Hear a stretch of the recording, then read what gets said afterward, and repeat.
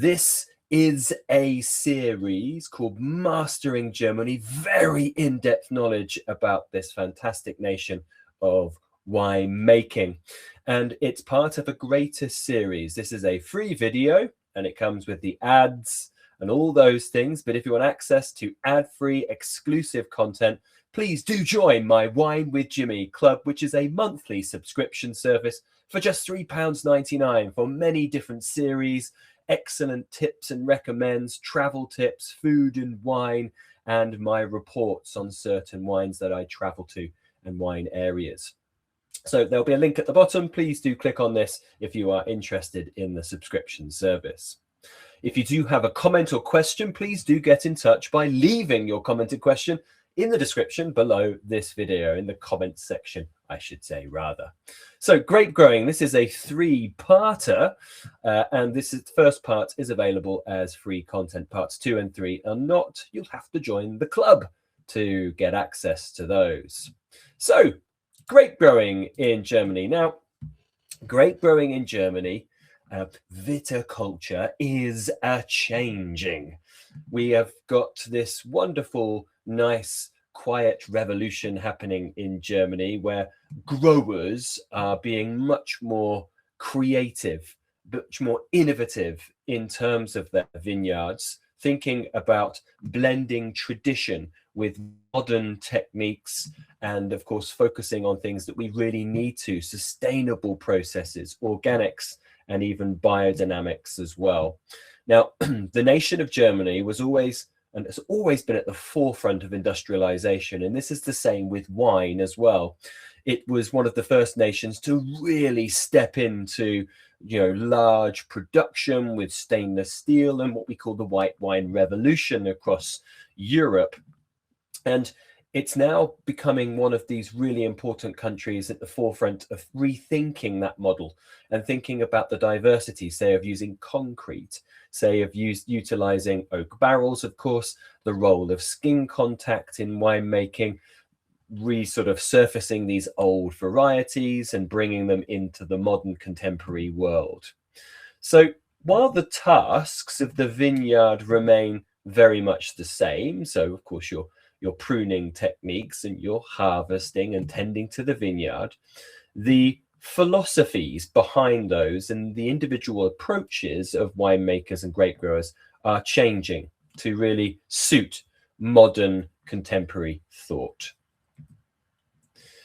The first few slides that I'm actually going to talk about is looking at something which is very much of the tradition of Germany and not contemporary, but certainly how these fit into modern day grape growing and the lengths that one goes to get grapes from these sites. So we're going to talk about the terraces that you may find across Germany. So terraces are very much a key point in German cultural landscape, but only less than 5% of all cultivated vineyards are on steep slope terraces. Now, they probably were once much more widespread. However, we have seen, of course, the expanse of urbanization. We have seen the role of other agriculture. And we certainly have had land which was once dedicated to terrace viticulture falling by the wayside. And certainly with the social, economic and political issues that Germany drastically went through for pretty much about sort of 80 years of the 20th century. Of course, I'm tipping a point here towards the wars, for example.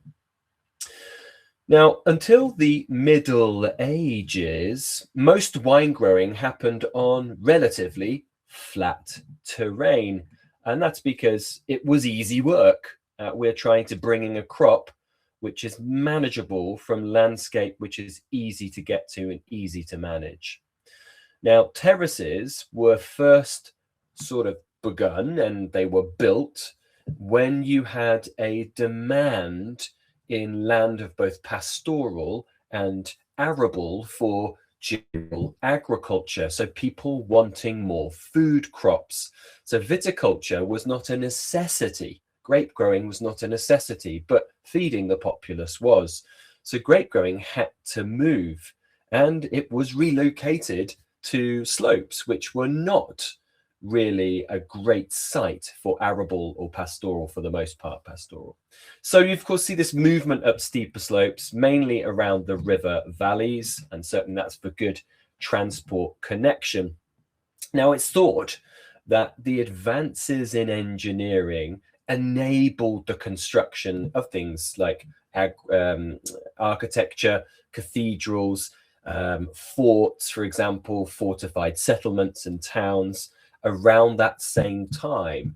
That and the skills learnt for those kind of hillside fortified settlements and monasteries, cathedrals, etc., would help the advancement of building terraces for access to viticulture on slopes, for example. Let's talk about the advantages of these terraces. Oh, and I didn't mention, but on the previous slide there, which is a great shot of the Rotgen vineyards at Winningen in the Mosel, and it's widely sort of called the Terrassen Mosel, as you see in the description to the top left. Another picture here as well of the Fachkal vineyard, which is a part of the Bremer Kalmont, which is one of the steepest, if not the steepest, vineyard in the world, needing to be terraced. Now, the terraces brought several advantages. So they expanded the area of usable land, giving growers a reasonable level platforms on which to plant. So, of course, instead of just a steep slope, you then had these little terraces where you're able to gain access and then, of course, plant vines, for example.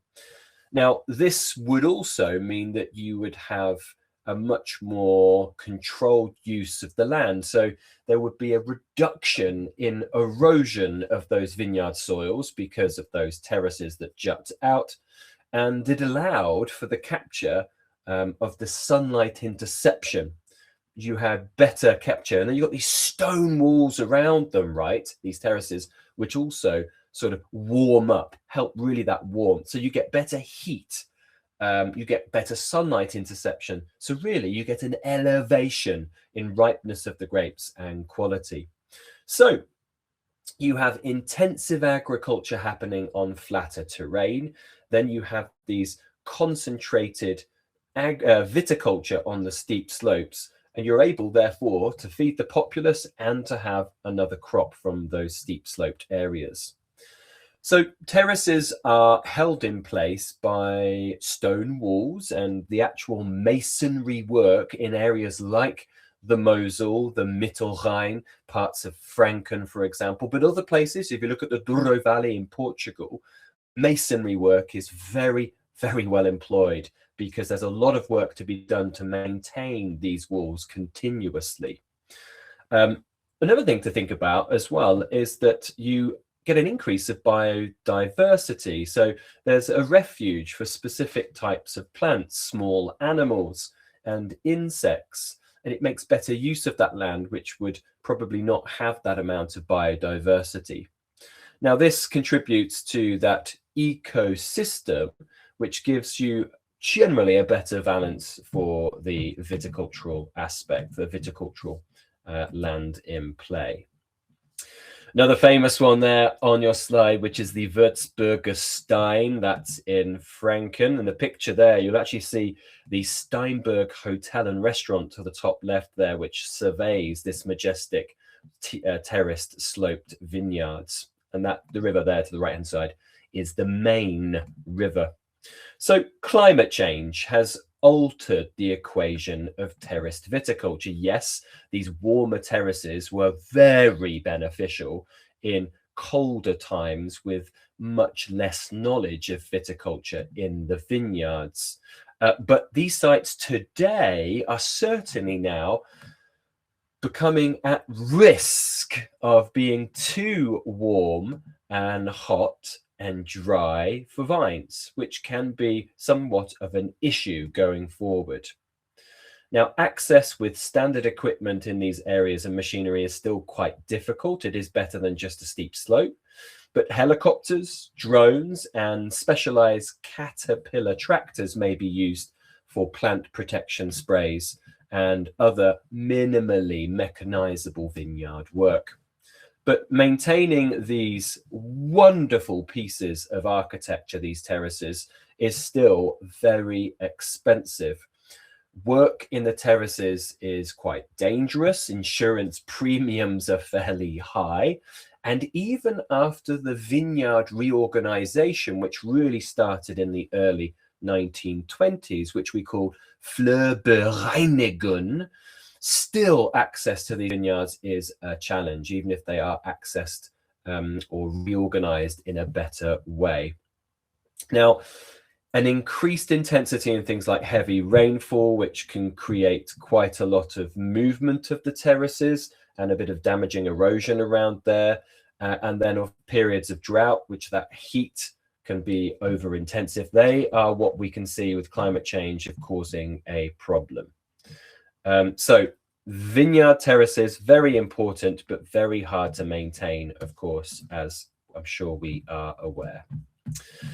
Now, I just want to talk very briefly about really establishing vineyards through the appropriate vine material, rootstocks and clones of the grape varieties on offer. Clones and crossings have long been a certain interest of Germanic viticulture, and there are actually many institutions in Germany that focus on vine breeding and the work of rootstock development and clonal research and much more, including PV development, which is fungus-resistant grape varieties. Now, in Germany, you'll see we've got some key institutions I've actually put here. The dot that hasn't got a line on it, frustratingly, is Freiburg. So that is like the Freitag Institute. Then you've got the Gielwillerhof, which is in the Palatinate, so Pfalz. And then the very famous Geisenheim as well. So this is the Hochschule, Geisenheim University with their vine institute. Now, you can see Italy has a few as well. So does Austria, so does Switzerland, so does France. But there is a real key focus in Germany on this kind of work. And going a bit closer here to Geisenheim. So clonal selection in Germany really began at Geisenheim in the 1920s, and that's at the school's Department of Grapevine Breeding, focusing on developing new rootstocks to achieve phylloxera resistance in leaves and in roots.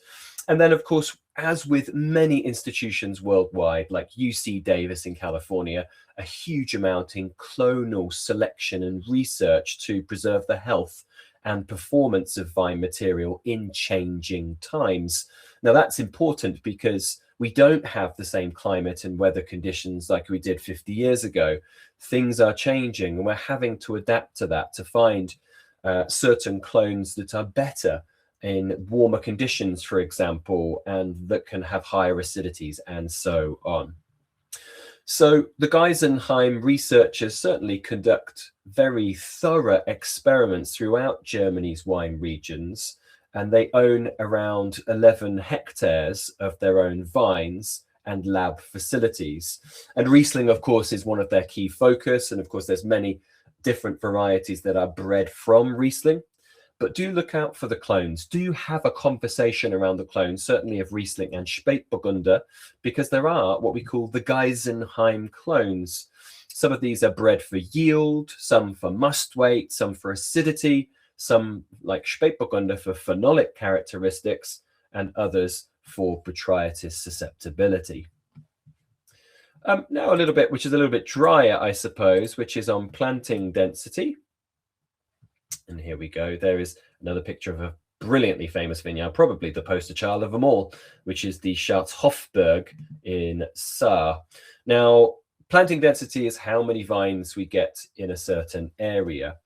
And with very fertile sites with little soil moisture, where the vines are competing with one another, you have vines spread out more. So typically it's something like 2,000 to 4,000 vines per hectare on the flat, fertile lands. These big vines will also require certain training techniques which will help set the vine, mold the vine in terms of producing the best quality that they can to maximize things like air circulation and sunlight exposure. Now, in areas that have moderate soil facility and water availability, you're looking at sort of doubling those numbers and then some. So 5,000 to 6,000 vines per hectare.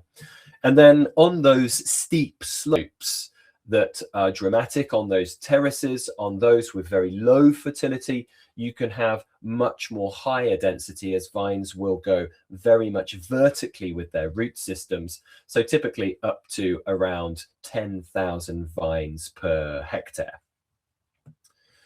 Okay, let's talk a bit more about tradition in terms of trellising and training. Here you'll see a wonderful, quite scary picture looking directly down of the Bopada Ham, and that is in the Mittelrhein, very famous part of the Mittelrhein, just north of the Mosel and the Rheingau. So of course, the choice of what training technique and trellising historically, traditionally, is all to do with the locality and the customs, for example. And it's going to bring in geology, topography, the microclimate there as well, access to labor and so on. So if you look at the Mosel or the Mittelrhein that you see in that picture, you will find the traditional way of trellising is what we call Pfählersierung or Einzelfählersierung, which you'll see at the bottom there of your slide. Now, this is where you have one post, and this system allowed for dense planting and maximize the vine's exposure to sunlight and airflow. And these poles give vineyard workers also something to hold when they are climbing and moving around this precarious slope. You don't tend to see this too frequently, however, anymore. It's an old school system. The systems we do find are certainly those which are much more in line with other European viticulture. You see a nice picture here of the Glock vineyard in the Rheinhessen, and you'll see the historic Kilian's Church just to the top of that picture. So the majority of German vineyards are not on extreme slopes, so most will use the trellis system. And trellising is fairly costly to install with support wires, posts, often anchors, so it's protected against wind, and also catch wires as well. But certain forms of trellising allow for mechanical harvesting and offer a possible implementation of an irrigation system. So you have basically a connection of multiple purposes with the trellis system. And the most common one we'll see is the vertical shoot positioning, where our canes go from the trunk or cane or cordon upwards. And it's often implemented through the guillot system, both single or double. Now, guillot is very common in cooler places or moderate places. That's a short trunk at the bottom, typically with one fruiting cane. You can have two, and you typically have something like 6 to 10 buds per cane. Now, these are very classic, very well proven, and they can be quite uniform, and you get good access to vineyards that are done via this method. And further work in terms of pruning and canopy management. Now, training methods for the increase of canopy shade over the fruit and even soil is something which is increasing. Germany would never have to think of this in the past, but with climate change and this warmth you're getting, certainly from areas with volcanic soils like the Kaiserstuhl, for example, and parts of Nahe, you're going to get very warm soils, and you're going to need to protect your fruit. And shading fruit also prevents sunburn, which you'll see a poorly shaded fruit on the left and are very well protected on the right-hand side of your slide, and also helps reduce the development of TDN in grapes like Riesling, which is the compound that produces that kerosene petrol, like, for example. So certainly there are changes happening in the market, of course. Do look out for the terminology on a label, which is called Alte Reben. So this is old vines, so in French, vieilles vignes, for example, and old vines to you and I. So growers certainly value old vines. There are big movements today in the world around the benefits of old vines, such as the Old Vine Conference. Why? Well, old vines are pieces of history. They have seen many different governments and even wars, and many generations come and go. They have an innate ability to have better disease resistance. They'll often have lesser yields with looser clusters and smaller berries as they have adapted to their locality. So you'll often find much more concentrated and complex wines that are also less prone to disease. But there comes a point when these vines do not become tenable. They are vines that do not produce enough, and grape growers might need to replace. It could also be that they become virused or have an issue with things like trunk rot, for example. So the growers will rip out these old vines and plant new ones.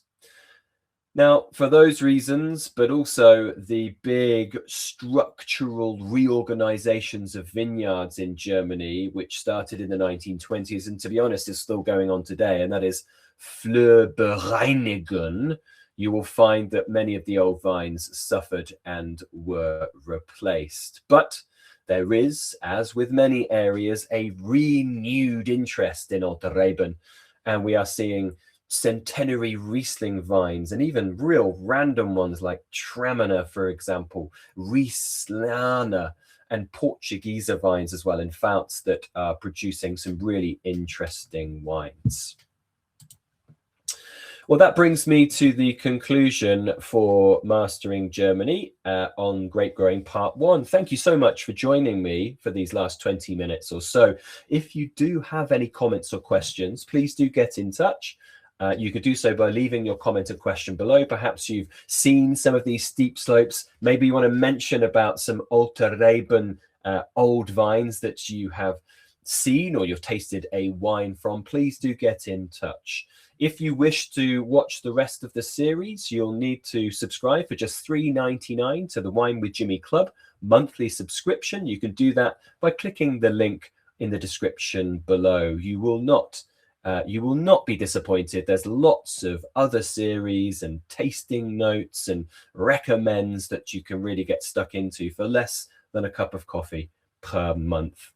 And if you do find yourself in the UK, come and say hello for a glass and bottle. I've been Jimmy Smith, and ciao for now. Goodbye. Danke.